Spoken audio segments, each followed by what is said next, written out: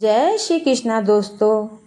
नारद मुनि को माया से प्रभावित होने का मुख्य कारण उनके अंदर का अहंकार अभिमान था।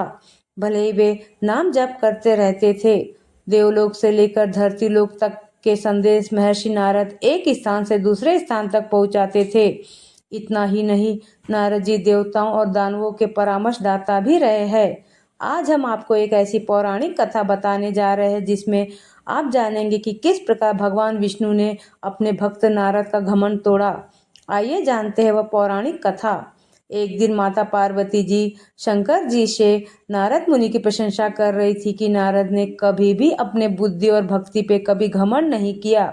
इस पर शंकर जी बोले, ऐसा नहीं, एक बार नारद जी को भी अपनी बुद्धि पे बहुत घमंड हो गया था, जिसे भगवान विष्णु ने सबक सिखाने के लिए एक महिमा की जो इस प्रकार है।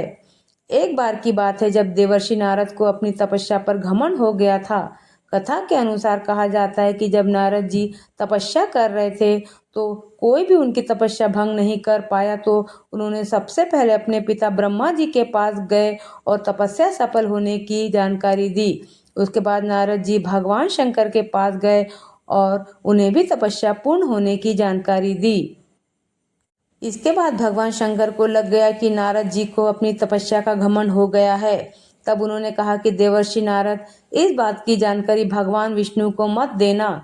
लेकिन मना करने के बावजूद नारद जी भगवान विष्णु के पास गए, तपस्या के बारे में जानकारी दी। इसके बाद भगवान विष्णु को लग गया कि नारद जी को कामदेव को जीतने का घमंड हो गया है। इसके बाद उन्होंने सोचा कि अब नारद जी का घमंड तोड़ना ही होगा। इसके बाद भगवान विष्णु ने माया रची और माता लक्ष्मी को विश्व मोहिनी का रूप धारण करने को कहा। जब नारद जी जा रहे थे तो उन्हें रास्ते में एक बड़ा राज्य दिखाई दिया, जहाँ पर उन्होंने देखा कि धूमधाम से समारोह मनाया जा रहा है। वहाँ के राजा शीलनिधि ने अपनी पुत्री विश्व मोहिनी का स्वयंवर रचाया था। सब कुछ जानकर नारद जी भी वहाँ पहुँचे। वहाँ नारद जी आदर सत्कार हुआ। उसके बाद राजा ने अपनी पुत्री का भविष्य पूछा। इस पर देवर्षि ने कहा कि विश्व मोहिनी का पति काफी भाग्यशाली और त्रिलोकी का स्वामी होगा।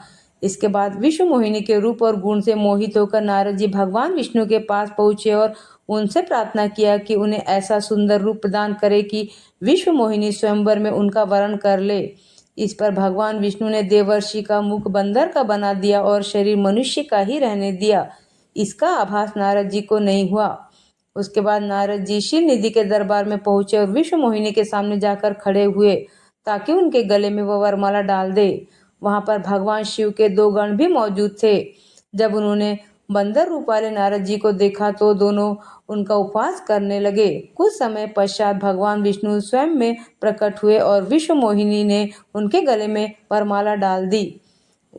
उसके भगवान विष्णु विश्व मोहिनी को लेकर चले गए। इस पर देवर्षि नारद आश्चर्यचकित हो गए और दरबार में उपस्थित अन्य लोगों को निहारा। इस पर शिवगणों ने उनको अपना मुख दर्पण में देखने को कहा। जब नारद जी ने दर्पण को देखा तो अपना मुख बंदर का पाया। इस पर नारद जी क्रोधित हो गए और भगवान विष्णु को श्राप दिया कि तू भी पत्नी के वियोग में इधर उधर भटकेगा और यही बंदर तेरी सहायता करेंगे। इसके बाद भगवान विष्णु ने माया हटा ली। माया के हटते नारद जी चैतन्य हो गए और उन्हें खुद पर पश्चाताप होने लगा। नारद जी श्राप पर बहुत शर्मिंदा हुए। उसके बाद भगवान विष्णु ने उनका श्राप सत्य होने का वचन दिया। कहा जाता है कि नारद जी के श्राप के कारण ही त्रेता युग में विष्णु अवतार भगवान राम पत्नी सीता के वियोग में जंगल जंगल भटके थे। अगर आपको यह कथा पसंद आई हो तो कृपया अपना जवाब कमेंट बॉक्स में दें और चैनल को लाइक और सब्सक्राइब करना ना भूले। जय श्री कृष्णा।